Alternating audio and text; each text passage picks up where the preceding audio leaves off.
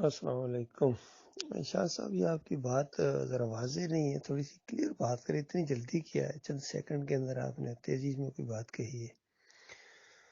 باقی اوپر جو مشتاق صاحب لگاتے ہیں یہ عربی کی عبارتیں، تھوڑا سا اس کا تشریح کریں تاکہ لوگوں کو بات سمجھ میں آئے۔ آپ کو عربی آتی ہے، باقی لوگوں کو اتنی زیادہ نہیں آتی ہے۔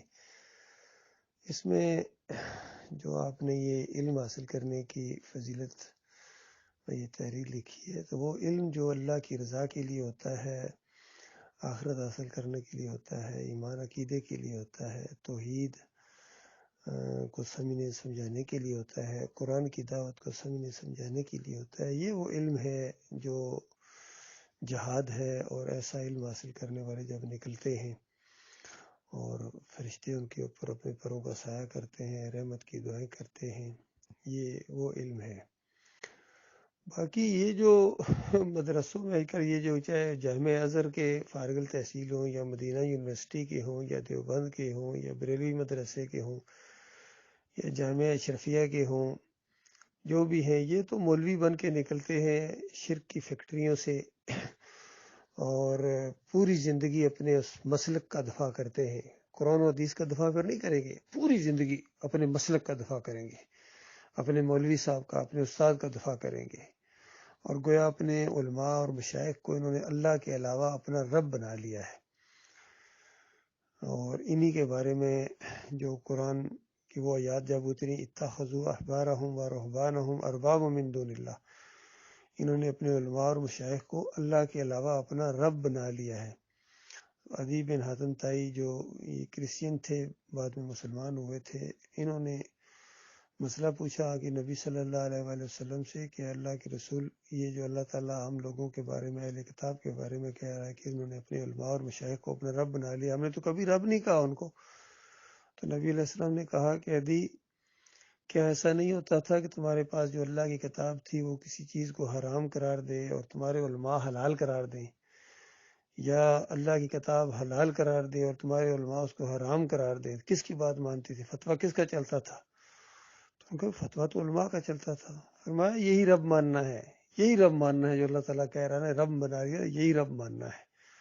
آج پوری طرح ان مسلمانوں نے، ان فرقہ بندیوں نے اپنے مولویوں اور پیروں کو رب بنایا ہوا ہے، بالکل اللہ کی کتاب کے بالکل خلاف۔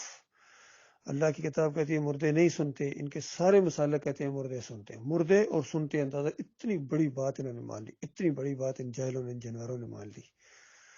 اللہ کی کتاب کہتی ہے سارے انسان آدم علیہ السلام کی اولاد ہیں، ان میں سے اکثریت کا یہ عقیدہ ہے کہ نبی علیہ السلام آدم علیہ السلام سے بھی پہلے پیدا ہوئے تھے۔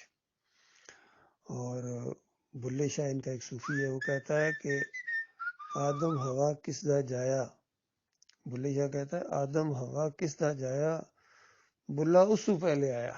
اندازہ لگے ان کا بلا بھی آدم علیہ السلام سے پہلے آ گیا تھا۔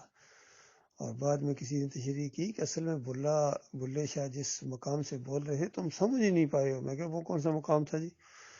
کہنے لگے کہ بلا اصل میں سید تھے، نبی علیہ السلام کی اولاد میں سے تھے، تو ظاہر بات ہے نبی علیہ السلام آدم علیہ السلام سے بھی پہلے پیدا ہوئے تھے، تو اس وقت بلا ان کے اندر موجود تھا۔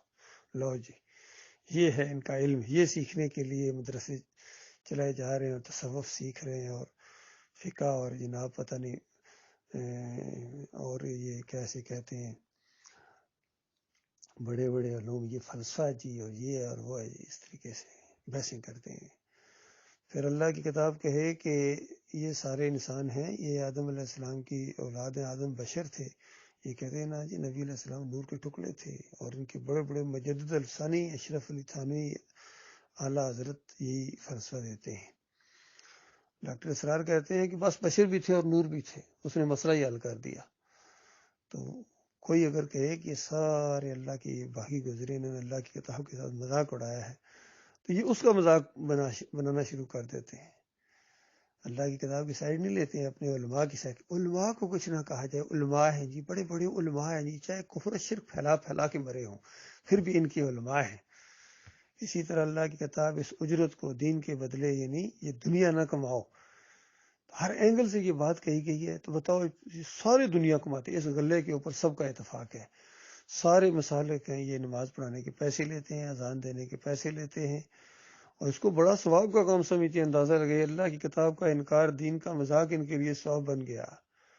تو کون سا علم حاصل کرنے کے لیے جناب اب یہ نکلیں گے تو یہ جہاد کر رہے ہیں.